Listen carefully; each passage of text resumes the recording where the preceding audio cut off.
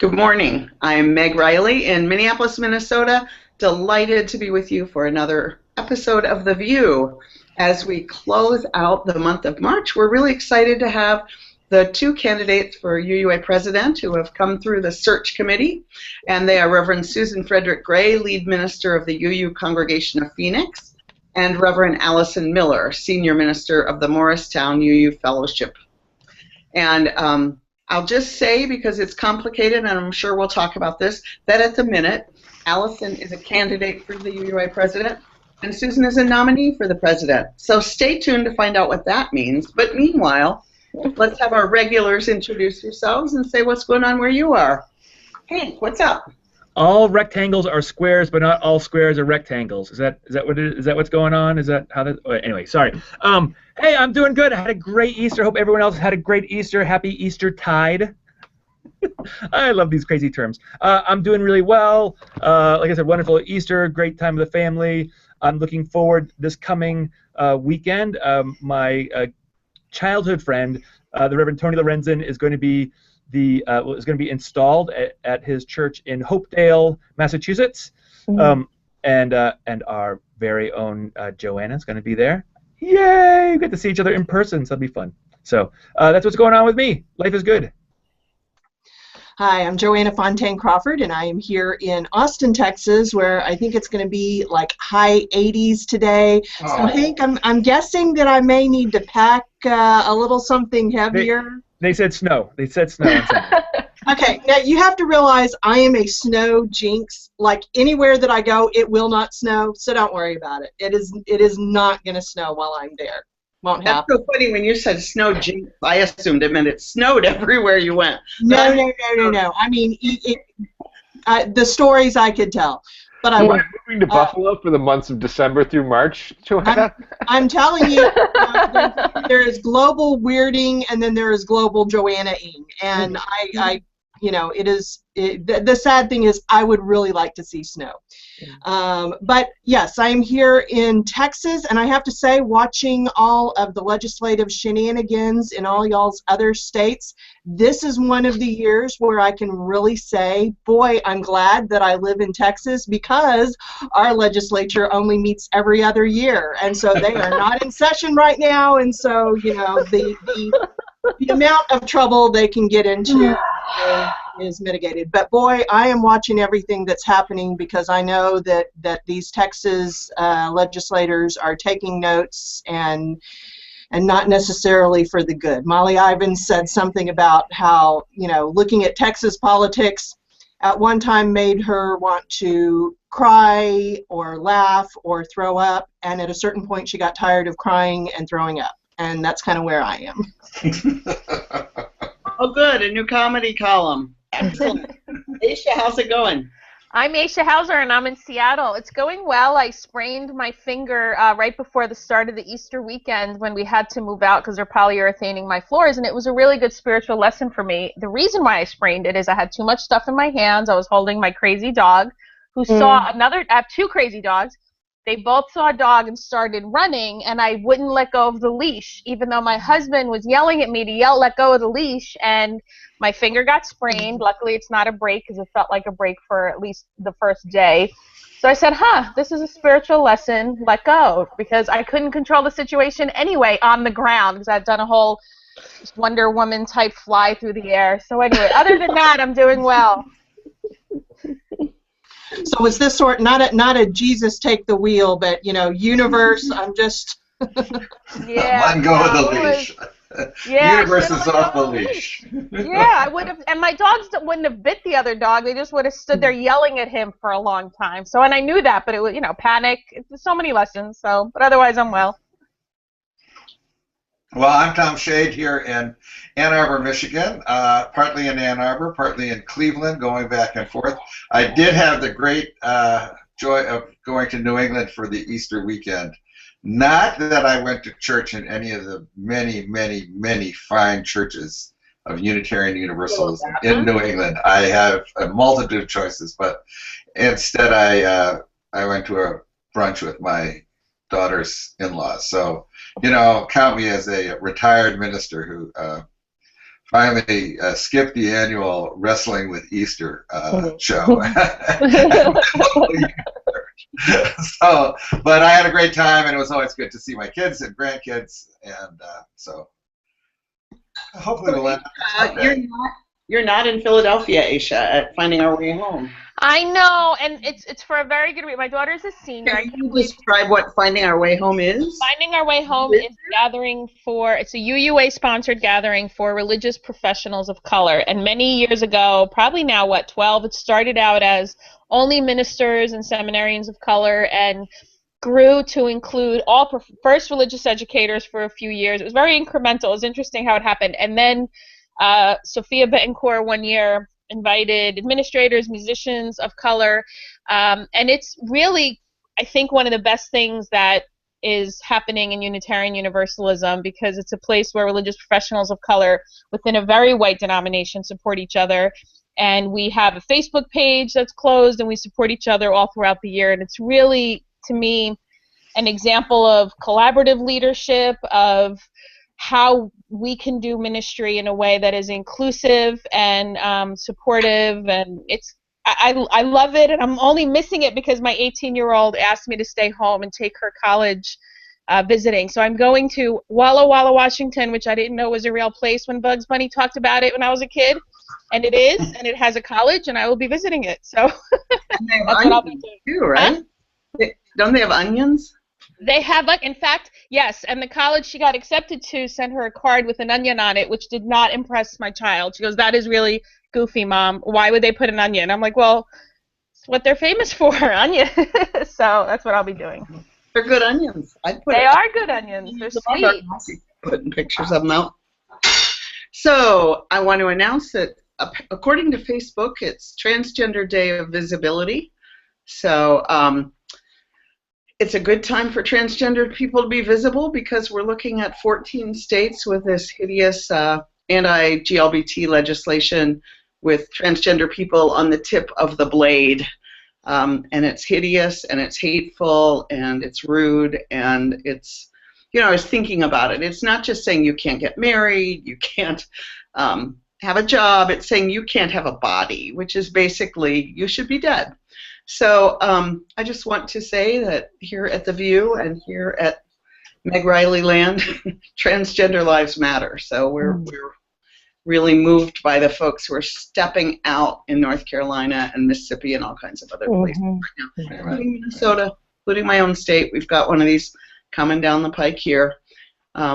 Yeah, so just wanted to say that. Also here in my own state, Jamar Clark's murderers were found not guilty. They don't even need to go to trial about it. The district attorney, who had hopefully eliminated the grand jury and said no more grand juries in these trials, and that seemed like a good sign, just behaved like a grand jury himself, didn't even bother to tell them only to listen to police accounts and ignore the eyewitnesses and all kinds of other things. And so we had massive demonstrations last night. I'm really delighted that the police behaved themselves, although they knew they were in the public eye. So we'll see what happens. But it's not over.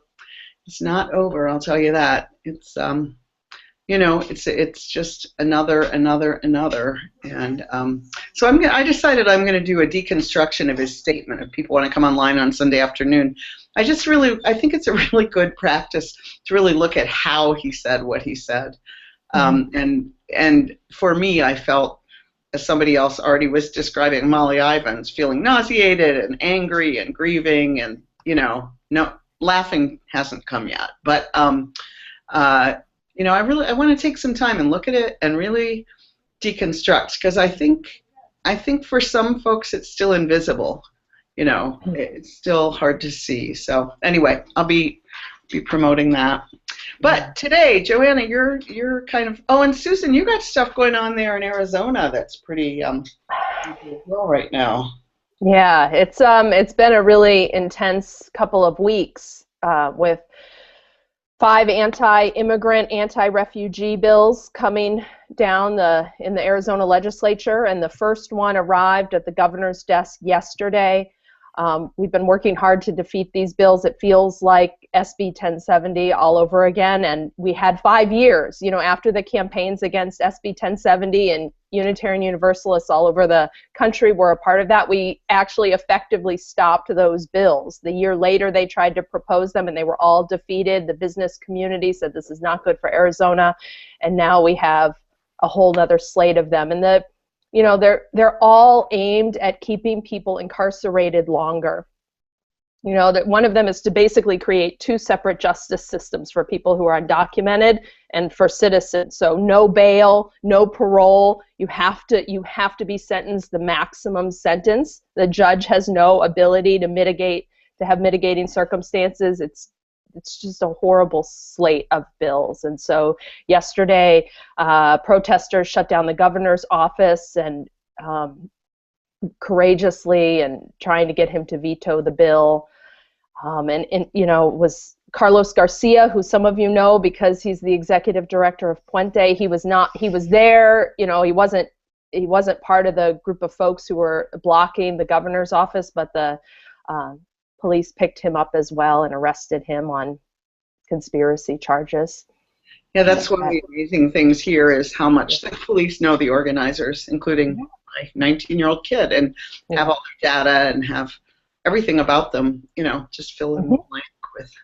All right, before I turn it over to you, Joanna, I'm gonna let Alison tell the gospel of Asher, because I need, right now I just need hope. I wrote on Facebook that I've been brokenhearted, and it just helped me really to hear about how a 4-year-old is seeing the world. So then Joanna, take it away after this. Well, I'll share 2 things, a brokenhearted and a lighthearted. Asher, my preschooler, I literally just got an email about lead in the water in the schools here, and that is the brokenhearted piece, and definitely this month as we think about our commitment to the environment.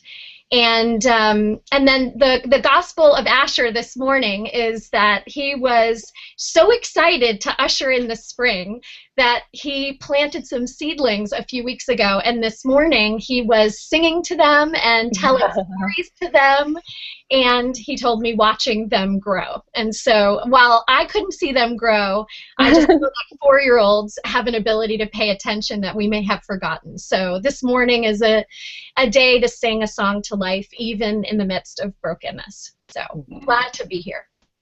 That's so awesome. It's so easy for us to just not even see the changes as they come. So I love hearing those stories. So yes, joining us this morning, I'm very excited because, you know, I have gotten to know both of these individuals through my work with the Presidential Search Committee, and so now there's a lot of people who this may be their first time getting to know them. We have with us the Reverend Susan Frederick-Gray. She is lead minister of the VUU congregation of Phoenix, and Reverend Alison Miller, senior minister of the Morristown Unitarian Fellowship. And since I had literally hours with both of you, getting to ask you all kinds of questions, I asked my VUU co-host for some questions, and so I'm going to give these to you, and I'd like you both to answer. First, what is your early memory of Unitarian Universalism? And then part of that, what was your childhood church like? And only because she is on the left side of my screen, I'll start with Alison. Let's see, my earliest memory of the church school has to be just the feeling of being in classrooms with other kids and playing games and having adults really listen to our thoughts. And I don't know if it's my earliest memory, but I'll share this one. I remember being in a class where we were reading the stories of the Bible together, and each of the students would share first what we thought those stories meant. And then after the students each shared, the teachers would share last. And that sent a really strong message to me that each of our opinions mattered, even as children. and it was a powerful part of that religious education program. And let's see, what was the second one? What was your childhood church like? Oh, what was my childhood church like? Well, my congregation was started in 1819, so it is a very traditional building, and actually it's one of the congregations that was founded in the wake of a speech of William Ellery Channing.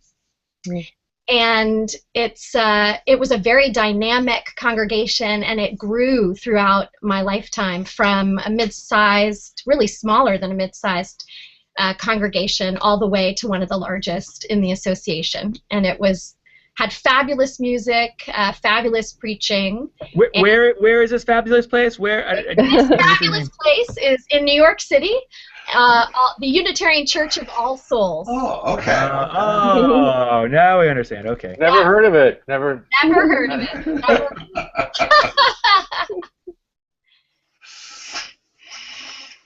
And Susan, what about for you? So your early memory of Unitarian Universalism and what your childhood church was like.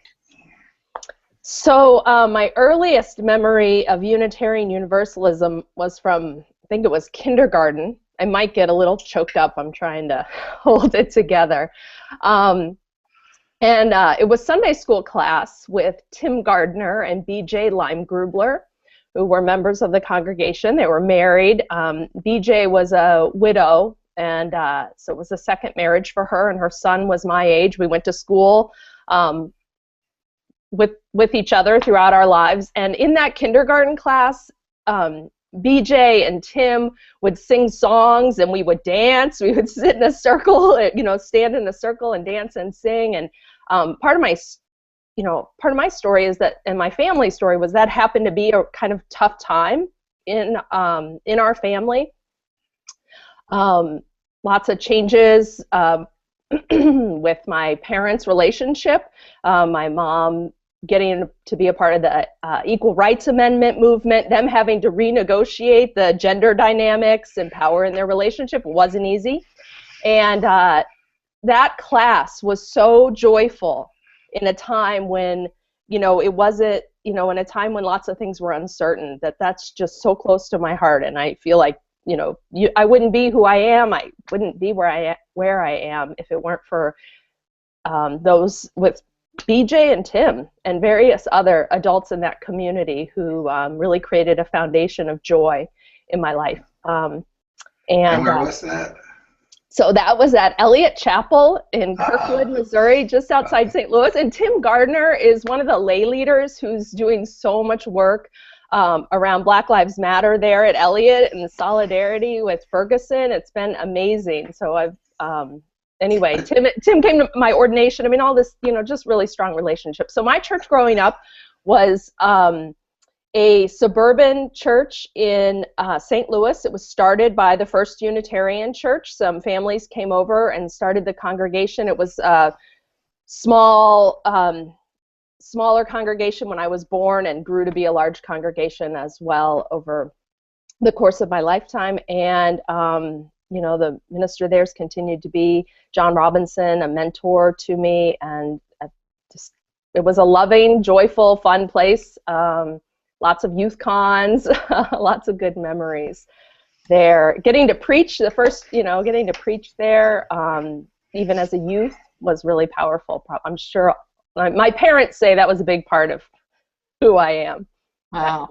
And so I'm also, as a bunch of us are here, another one of those cradle UUs. And I'm curious, both of you, what was your experience like outside of the church? I mean, I grew up in Texas, so I have memories of being in kindergarten and, getting but isn't Jesus your savior, you're going to hell sort of things. What about, huh? West Virginia, I'll meet you there, yep. Yeah, I like, Meg, didn't you say something about how by the time you came out, anyone telling you were going to hell, you were just like, yeah, I've been hearing this my whole life? Yeah, it was the same thing in Massachusetts too, so. Really? Okay, well, I'll flip an order. Susan, what was that like? Do you have any memories of that?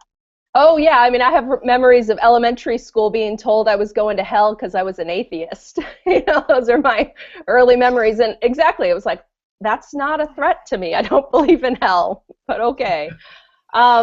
So, I mean, that's a crucial story. But I think I don't know, being a Unitarian Universalist, I think, gave me a lot of confidence in various ways to be secure in how I felt and in my views.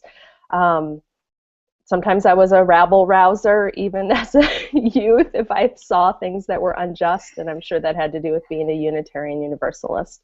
But yeah, that was definitely, even in Missouri, for sure. I've kind of wondered, you know, the Johnny Cash song about a boy named Sue, and you know, his dad names him Sue to so that he can get, toughen him up. I kind of think that many raised VUUs had that experience. That wouldn't work if it was a girl named Sue. I just want to say. What about you, Alison?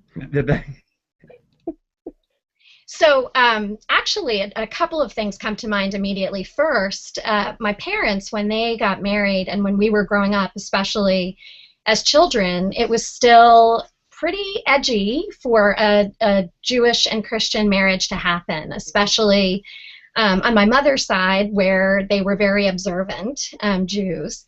And often I was told it wasn't possible that to have a Jewish and Christian family, and that identity of multicultural family was often erased, questioned. We were often told there was something wrong with us, sometimes by the families, often by friends at school. And so the Unitarian Church of All Souls was a place where we were completely embraced for having different religious identities, as well as a strong Unitarian Universalist identity.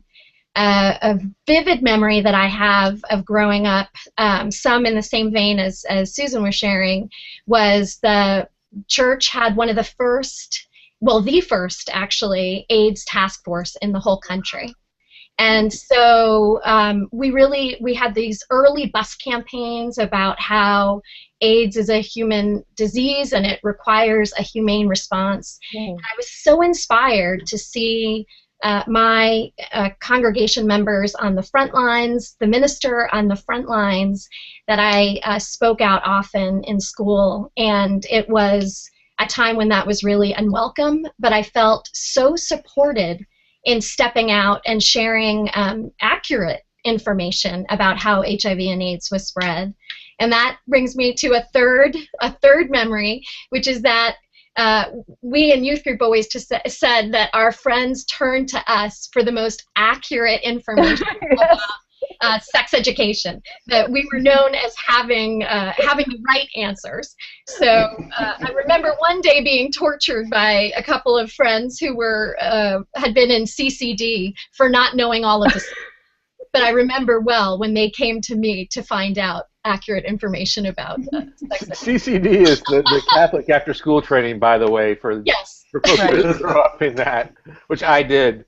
I hear that story over and over, though, that, like, you know, who's the de facto sex counselor in the dorm? You know, it's the OWL graduates. Right. It's so awesome. Of all the things that we're known for, right? The yellow shirt people. I can say, watching my team, that's still going on. Yeah. I really felt like the first Standing on the Side of Love campaign in many ways, I think. Yeah. Earl Holt says that he was a UU for so long that in his childhood he learned about Jesus and church and sex in the street, and now that it's now it's completely opposite. Right? So I just want to say that, you know, these stories of being the pressure from your schoolmates about your religious life. I grew up in the 50s and 60s, and in a white working class Catholic suburb of Youngstown, Ohio, and I cannot remember that religious pressure from my schoolmates. There were a few people a few kids who came from more Appalachian regions who had, strongly expressed religious opinions. Those are my neighbors you're talking about. Yeah, I know those are your neighbors. I'm not calling them what we used to call them, Meg. I've advanced, in my consciousness. But they had strong religious opinions. But for the most part, that whole, pressure came later in history. That's part of the right-wing turn that happened in the 80s and 70s and 80s that wasn't there in the 50s and 60s as much. And most kids who did go to church went to Catholic or pretty mainline churches. There weren't big evangelical churches around at that period of time. So UUism was not quite so weird in those days. Well, that makes me think about the changing religious landscape that we're all in, and I'd be really interested. Joanna, am I allowed to ask a question? Yeah. Or are you Go ahead. I'd be really interested in both of your opinions, and Joanna will know who should go first this time, about the changing religious landscape and how you think it is for our kids now and for our kids who aren't born yet even to come into this world, and what you would wish for them in this changing landscape. The kids who aren't born yet, are you making an announcement, Meg? Is there some sort of... No, but Adam Gerhardstein just had a baby this week, so brand new babies are totally on my mind. So I think, Alison, it's over to you for this to start. Well, I would say that here where I live in Morris County, I'm seeing a turn towards religious conservatism, and it's been pretty palpable, actually.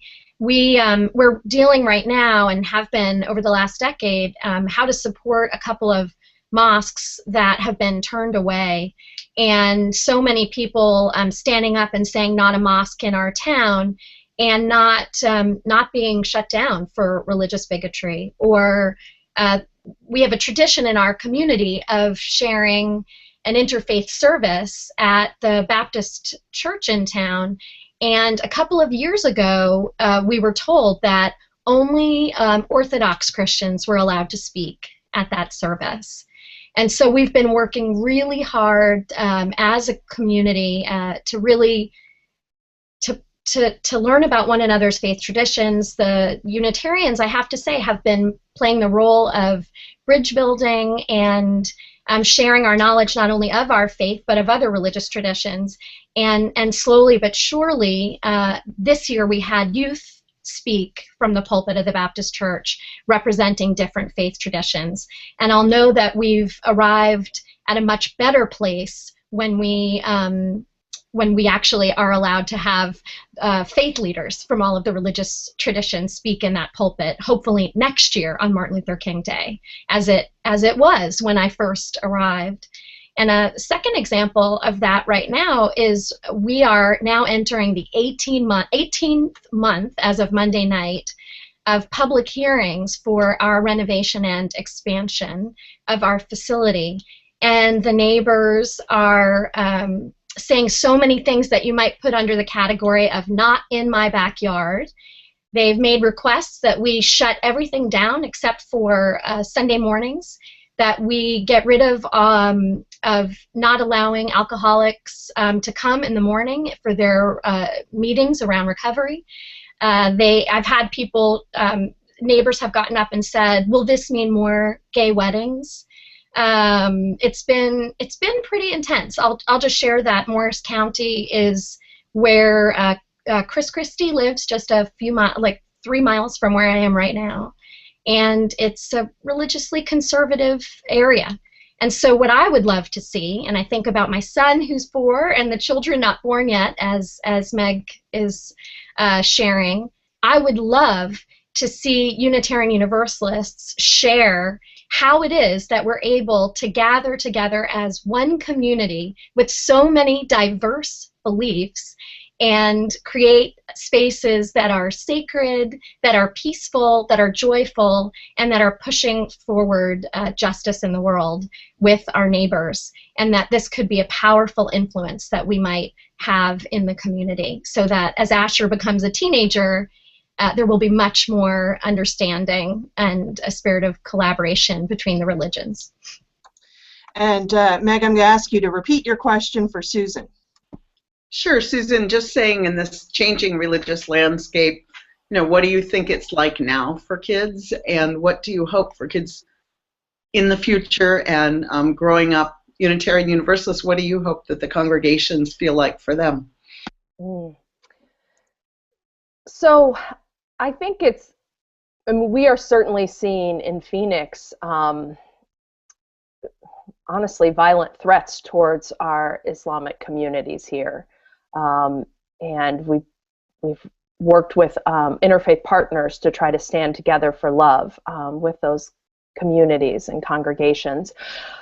I think it's still a question of what this rise of the nuns and non-religious people, the impact that will have across our society. And I do hear from our youth, I get a sense that while they still have some of the same things that that some of us named about, how can you be religious if, or if you, I think that's a criticism they get as Unitarian Universalists. How is that a religion?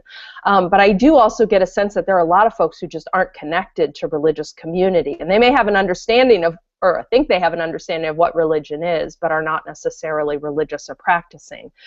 It's interesting what John Dorhauer, who's the new president of the United Church of Christ, has been saying. I think he's been talking with Peter about this, that increasingly religious liberals of all stripes, so Jewish, Christian, UU, Muslim, various groups are going to be more similar than their conservative counterparts within the same religious tradition. And so increasingly trying to build partnerships across liberal religious people, across faith, how important that will be to offering and supporting and naming a more liberal and broad and welcoming religious future for our communities and for our young people. So I think we're in the midst of a lot of change with the rise of the nuns. I would like to see our congregations be religiously relevant, spiritually deep, offering people what they may not realize is missing in not tending to your spiritual life and your sense of connection. And because I think that that's an important moral force in our world. It's an important force for opening our hearts and compassion and teaching the values of compassion and respect. So I want to see our faith continue to be strong, but I'm also just watching, and I think we'll all be watching what happens as these nuns and increasing nuns come of age and raise children. That it may be that we all need to work together on that liberal religious continuum to try to promote a sense of tolerance and then the depth of religious experience. Yeah. It's interesting. Just can I say that you look at these answers here and then kind of look at the flow on these things. If you had asked people a while back, maybe 10 years ago, about the religious landscape, you would have heard talk about the radical religious right. Mm-hmm. And then for a while we were talking about the nuns. And Alison points out, which is also what we see, is that actually what we're looking at now as the kind of cutting edge issue in religious landscape is this rise of Islamophobia. Mm-hmm. And how that is like a direct challenge to liberal religious values, our commitment to religious pluralism. It's interesting to see how these things kind of move along. Because I think the nuns, the rise of the nuns is also a rejection of the kind of conservative elements that we see. Absolutely. Yeah, and I imagine we'll see more of it. So Tom had mentioned, and Susan, I'm going to start with you on this. Tom had kind of pointed out differences in experience, and that perhaps there's some generational differences. Tom being a boomer, and both of you are what is called Generation X, and the last 4 UUA presidents have all been boomers, right? So how will your outlook as a Gen Xer be different from these previous presidents? Well, I think, the use of social media and technology to connect and to be in communication with our larger association and our leaders, like that's a change that I hope happens with the next presidency. I know some of that is happening, but I think we've just scratched the surface on what's possible in drawing people together, being in collective discernment about the future of our faith and where we go. So I hope that one of the things that a Gen X leader will bring is really strong skills in social media, communicating who we are to the world, communicating who we are and where we need to go among each other. So that's one thing. We're in a time of tremendous change. In fact, we've been in a time of tremendous change for several decades. Technology's been a big piece of that change. So I think that while we're not millennials, and they've been raised, even more with technology, that a Gen X leader my hope is that we'll be able to say, how can this institution be an institution for the 21st century? And what are the changes we need to make so that we can be adaptive and flexible and actually have an impact in the 21st century, not be left behind. Yeah. And Alison, what about you? How do you feel that your outlook as a Gen Xer is going to be different from previous UUA presidents? Well, I would say that when I graduated college, one of the things that I remember was that the newspapers at the time, when we still read newspapers, said things like, this is the first generation that is going to be worse off than their parents. And I recognized that that was a limited perspective, probably mostly looking at the middle class. But at the same token, I think that we have, when we were young adults and when we were youth and all the way through our adulthood, lived at a time where things we used to be able to count on were no longer working. And so I feel growing up as a Gen Xer has equipped us to be practiced at dealing with uncertainty and to be comfortable with dealing with uncertainty. And I think in order for our faith to remain relevant and engaging, we have to be comfortable with taking risks, and that part of being successful and helping people connect with our message, both within our congregations and outside of our congregations, involves a willingness to fail, to learn from failure, and of course to learn from success as well. And I think a number of us have been engaged in that for years. I feel so much gratitude for having been raised a Unitarian Universalist in the youth movement, and then to have been an active leader as a young adult. And I see so many things that we were deeply engaged with, like the work of anti-racism and anti-oppression, that now has captured the mindset of our whole denomination. And so I think Gen Xers are practiced at stepping out into uncertainty and recognizing that it involves some mistakes, a need to learn, and that through that we can actually have incredible success and be much more relevant than we were. And then I'll add one other thing. I echo everything Susan said about social media. I think that's absolutely correct. And the use of technology, and Gen Xers are comfortable with technology. And I'll add this, which is that as parents of those of us that are parents of young children, I think that we have an opportunity to really lift our faith up as a generational faith, and to both look backward at the heritage that we've received and to be able to see forward into imagining a faith that will serve not only our kids, but the youth that are engaged in our churches or even outside of our churches, hungering for what we have to offer. And I think there's a real opportunity as parents to talk about the spiritual lives of families and children that will serve us into the future. I have a question. Would you say, I'm also a Gen Xer, would you say that Gen Xers are less attached to the idea of a hierarchical paradigm, that we're more collaborative, especially in the work world? Is that something either of you or both of you are seeing? How is that playing out in the congregations that you both lead? Do we have an order, or should we just jump in? Yeah, I think, Alison starting first this time? Yeah. Okay. I actually have been thinking about this a lot, especially having grown up in the church, and I want to lift up actually the service that I led at General Assembly, because one of the things that I thought about was how much the ministries that we offer, both in our congregations and in Unitarian Universalist institutions, is about shared ministry. And so it was really important to me that I honored that in that worship service. So I had parish ministers, associate ministers, I had lay leaders, I had ministers involved in music, I had directors of religious education, I had people engaged in Black Lives Matter, I had retired ministers, and people of all different ages and backgrounds. And to me, that is where our power and strength comes, that through shared ministry, each of us magnifies what we have to offer.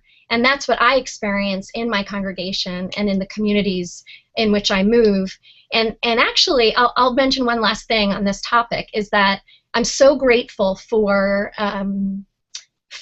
my experience growing up, because I started out as the what was called the church school sexton, which means that I set up all the classrooms on Sunday morning and then broke them apart. I've been an RE assistant, I've been in the administrative world, I've been a minister, I've been, all over, development, religious education, youth and young adult ministry. And I really recognize that every piece matters. And when you honor every single piece that is part of that whole community, there is so much that is possible if you honor shared ministry in that way. My first job was washing dishes at coffee hour at church. Maybe it's why you're in a better church than I am. You started off as the custodian, and I started off as the dishwasher. Well, I had to wash the dishes for the RE classes, but yes. I think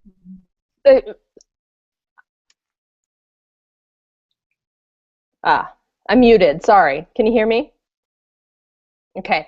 So I think I lift up two things to your question about whether or not Gen Xers are more collaborative in their approach, and I think we have to be careful about generalizations. There's obviously lots of collaborators among boomers, and more hierarchical narratives among Gen Xers, but I do think that there is, and it could be some of the uncertainty that Alison was talking about, that we've grown up with more uncertainty, that increases our willingness and desire and sense that we need to talk with others to shape our thinking. I also wonder if some of it's gender related. So in all my ministries, I've experienced a lot of collaboration, but I'm also a female minister, so I don't know how much of it is gender, and there's some intersectionality around that. And we have more female ministers in our faith than in other faiths, and that's been happening since the 70s. So in this same generational shift, you have more women in leadership, and that could be shaping the way we lead and the way we run our congregations in ways. So I definitely think there is a lot of collaboration among Gen Xers. I experience that. I think we don't want to just be in competition with each other. We want to model a different way of being, and understanding that we need all of our voices to understand the challenges of the day and to make good decisions and good steps into the future. So maybe both a little bit of gender and Gen X. So Susan, that's a perfect segue for the next question that I had. I'll start with you, which is, because you just talked about, we don't want to be in competition with each other. The two of you are good friends. Is it weird to run against each other? I think it's weird to run against each other. I also think it's an opportunity. I think Alison is fantastic, and she is a dear friend, and and she would make a great president. And I think I would make a great president too. And I hope that the conversation we have helps us as a faith move forward. And Alison and I have talked about this even before we were nominated, about this possibility and whether or not we thought we could do it and maintain the integrity of our friendship, and whether or not it could help model a different way of being for our association. So, and it is hard. I mean, at the same time, it's, you know, it's just interesting to be kind of in this, you know, you're forced competition with one another with a very good friend. But I'm excited to be in this campaign and hope that, you know, we really get to offer a compelling vision for the future and the various skills that we'll bring to that. And Alison, what do you think? Well, I want to echo a lot of what Susan said, and she and I have talked about this, and it is hard. I mean, it's hard to be campaigning against a friend, but at the same time, Susan and I have had many late-night talks about the well-being of our faith together, so now we have a chance to have this, this conversation that we've been having and to facilitate it with all of you, and so that feels powerful. And I'll say this, boy, with the other presidential election going on at the same time, this just feels like a low-hanging fruit opportunity to model a much better way. And together, I think having the dialogue that's able to be fostered, we really, I hope what comes out of it is a vision for Unitarian Universalism that serves all of us well. And so I think Susan and I have an opportunity to be engaged in that work together as partners as well as competitors. Okay. Bob, I cut you off. Did you have a comment? Oh, I just wanted, there's a comment on our online chat about the Gen X, in which Sean Neil Barron says, "I'm sure a Gen X leader will change the length of committee meetings."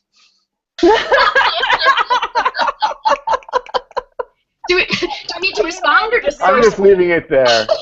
No need to respond. I think it makes its own. It makes its own. And blessed be. Right. I'm doing the youth snap, right? May it be so. We'll hear a lot more of the music of the 80s and the 90s. Maybe the next hymnal will have music from the 80s.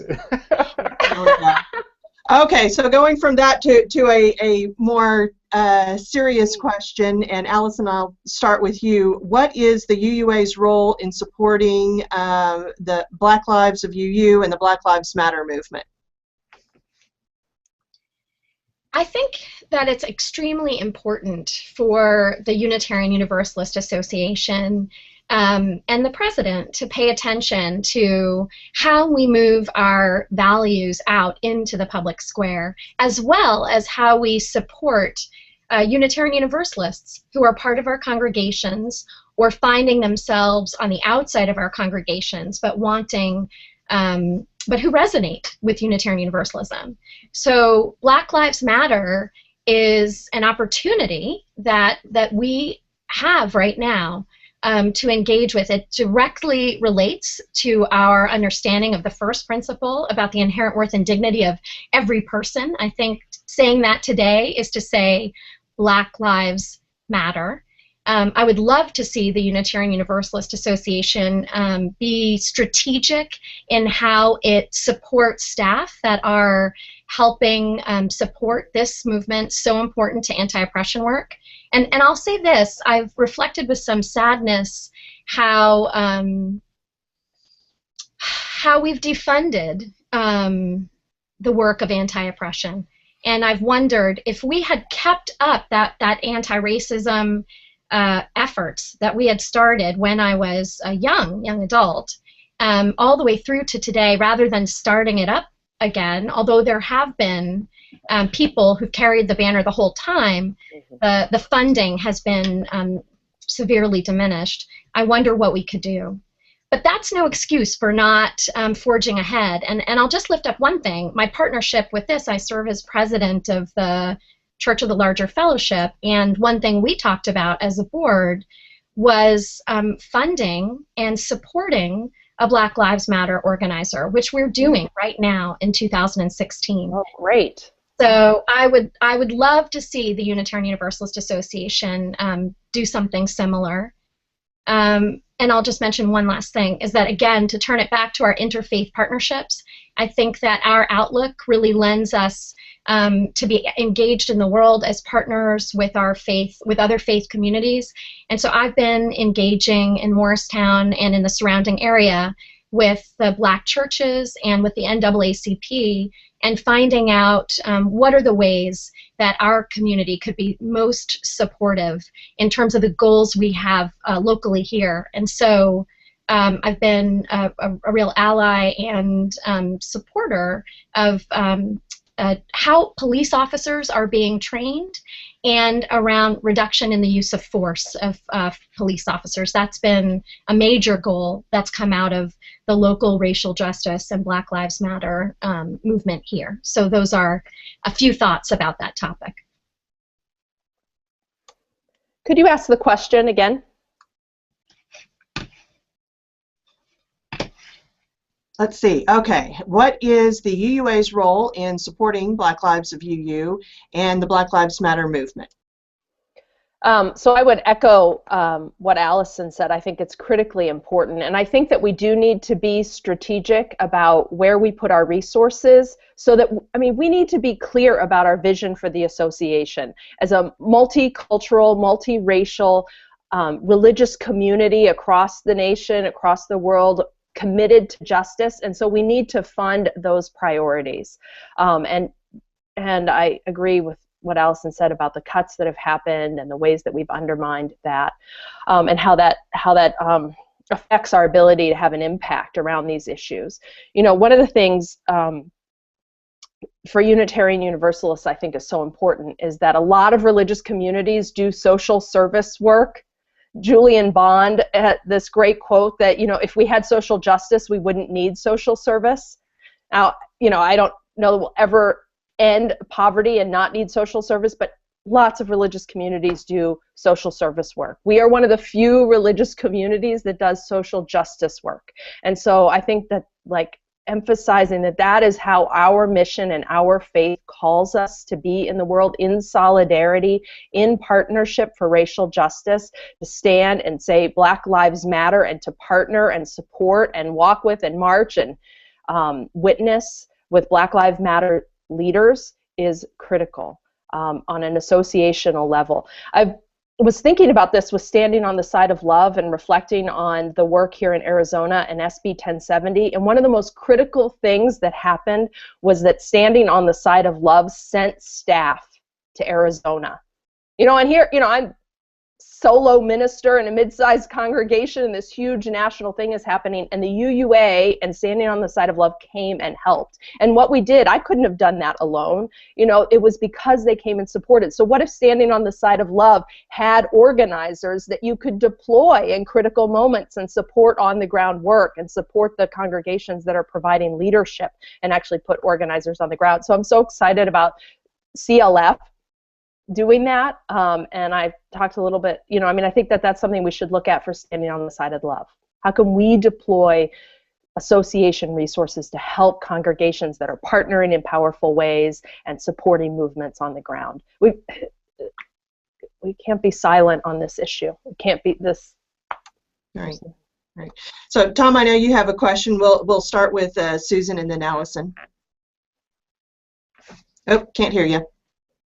Well, my question just kind of follows from that is how we make ourselves present in these social movement situations, especially when things are at a high level of conflict and contradiction, you know, like around SB 1070 in Arizona, or around Black Lives Matter now in Minneapolis.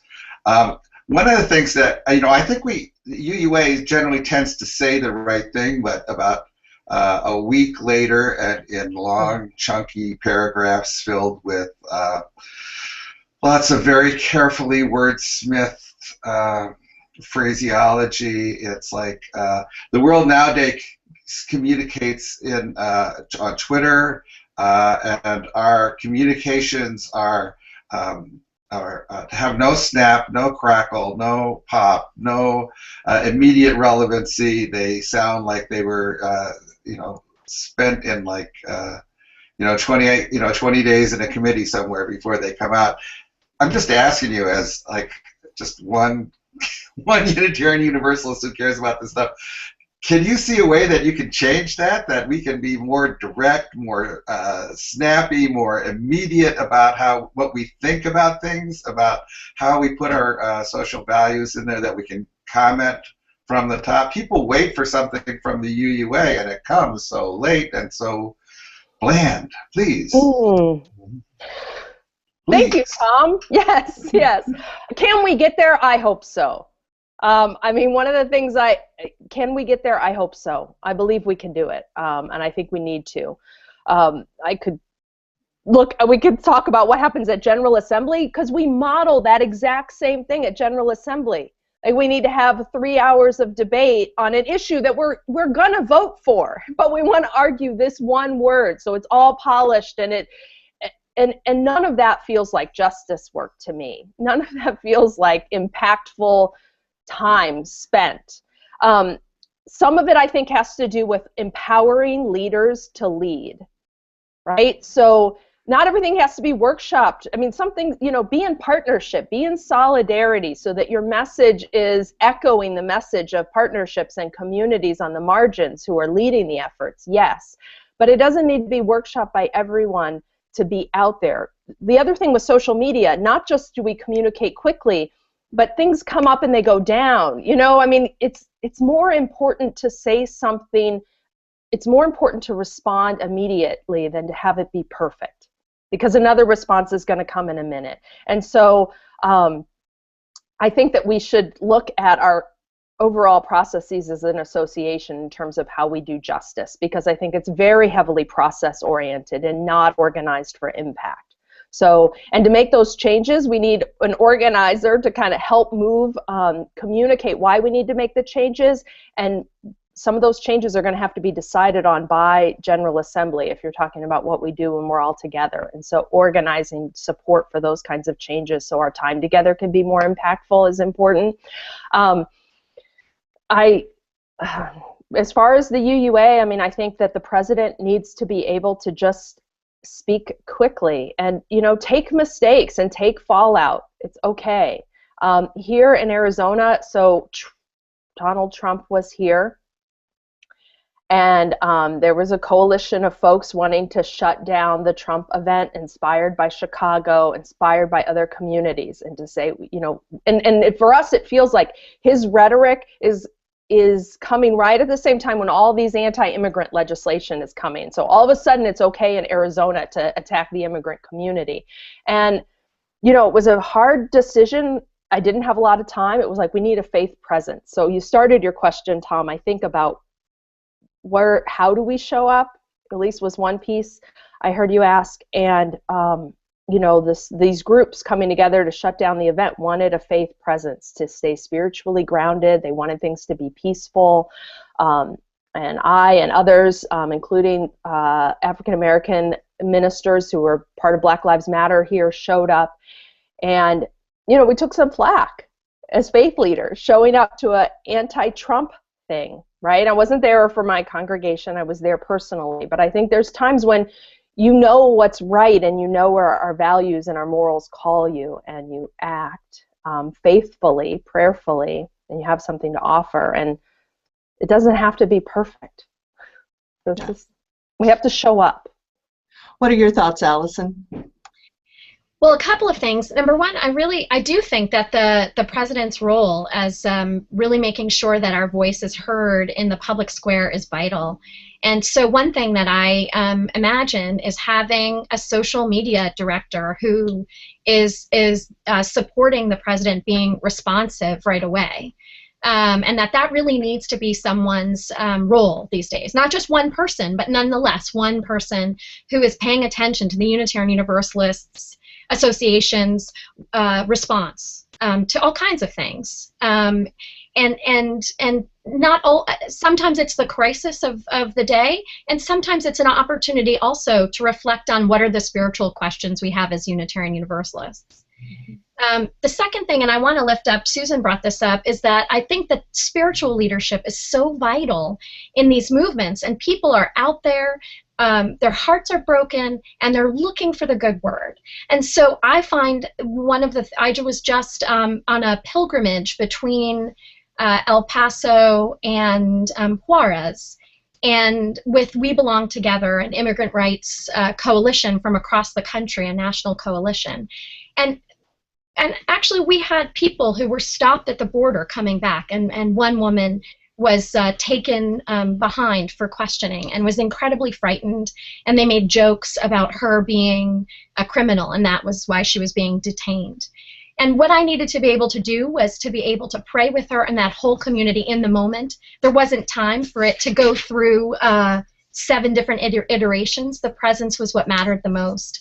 And I think part of this going out into uncertainty is being willing to make mistakes. And part of it is being invited.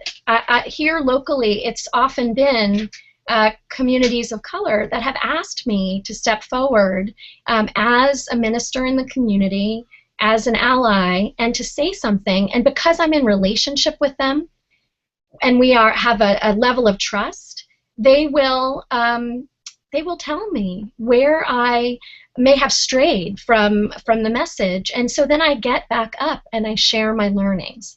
I share that this is a learning journey, the creation of justice. And I want to add one last thing, which is the other side. I think that the emphasis has been on public witness. And I also want to lift up that public witness is strengthened when we're also engaged in the long haul work of change.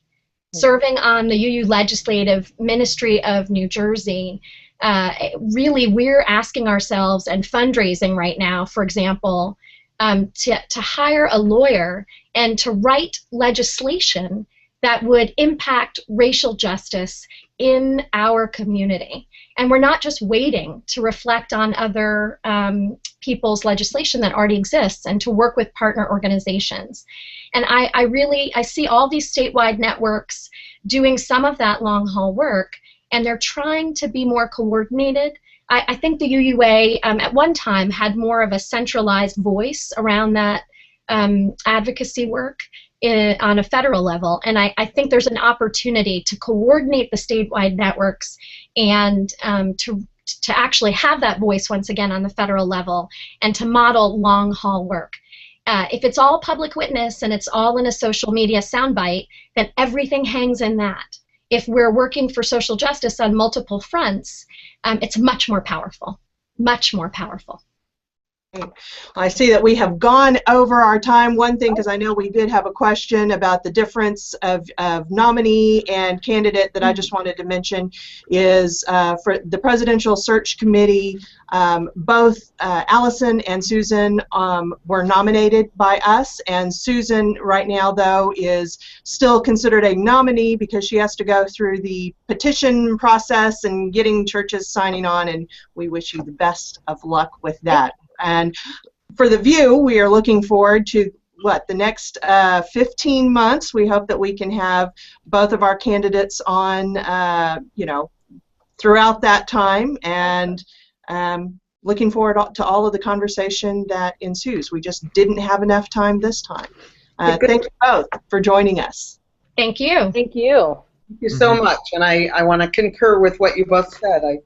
I think you both would be great presidents, and we're really lucky to have you giving all of this to the movement. So thank you. Excellent. Don't forget next Thursday, Hot Stove Day. Bye. Bye. Bye. Blessings.